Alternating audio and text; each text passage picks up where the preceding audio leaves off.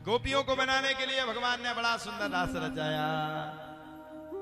शरद पूर्णिमा की रात्रि पे भगवान ने बड़ी सुंदर बांसुरी को बजाया। ओ मैया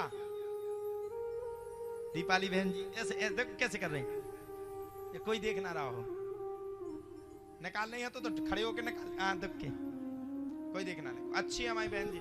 अच्छा हम नहीं देख रहे थे सबको, है ना, एक एक फोटो दिए दे रहे हम तो सामने देखती रहो। अगली बार जब महोबा में अभी कथा फिर से होगी, रुकेंगे नहीं हम। हाँ याद है, वादा किया जो निभाना पड़ेगा, निभाना पड़ेगा। अगली साल हमको पुष्पेंद्र जी बुलाना पड़ेगा, आवेशी बुलाना पड़ेगा। शशांक जी तुमको गाना पड़ेगा। ओ मामा जी हमारे सम्मान को बढ़ाना पड़ेगा। अगले वर्ष फिर आ रहे हैं हम, चिंता मत करो, हम सबकी बात हो गई। अगले वर्ष इस कार्यक्रम को डाक बंगला में हम लोग करेंगे।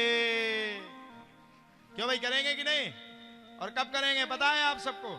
अब की बार का जो कार्यक्रम करेंगे वो नव वर्ष, अंग्रेजी नव वर्ष के उपलक्ष्य में 25 तारीख से 31 दिसंबर 2025 में करेंगे। तेज ताली बजाओ, पैसा लगत कार्यक्रम में, तुम उनकी तो तालियां ही लग रही हैं।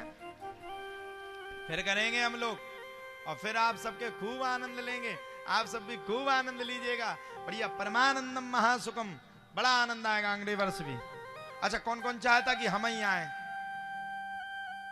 जो तो मुंह देखी पंचायत तो दुनिया कर दे।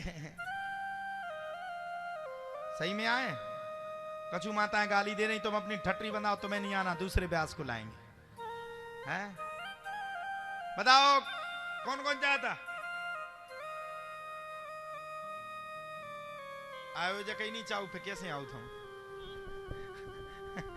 शशांक की मुस्की जरूर घलना चाहिए।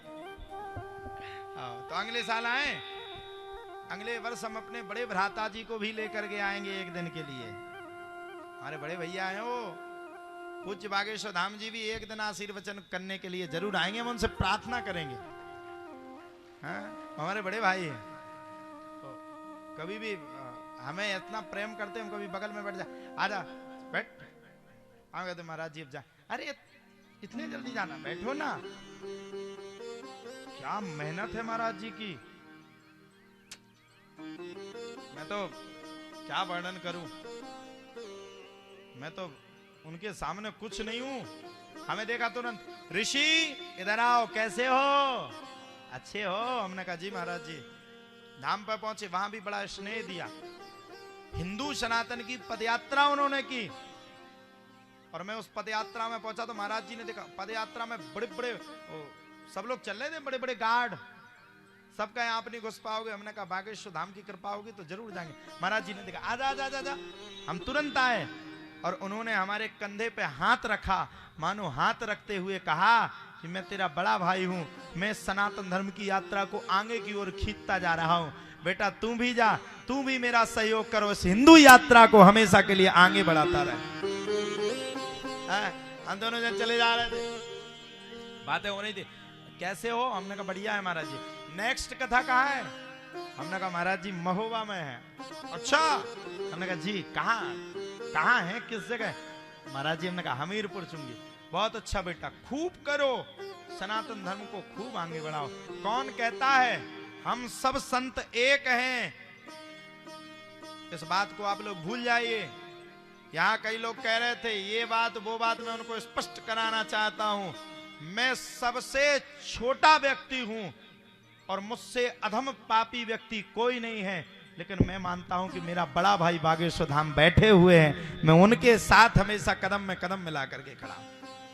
हम संत हैं, हम किसी के विद्वत विरोधी नहीं हो सकते। हम विरोधी अगर हो सकते हैं तो सनातन धर्म की पताका को जो नीचा करेगा उनके लिए हम लोग मरने के लिए तैयार हैं।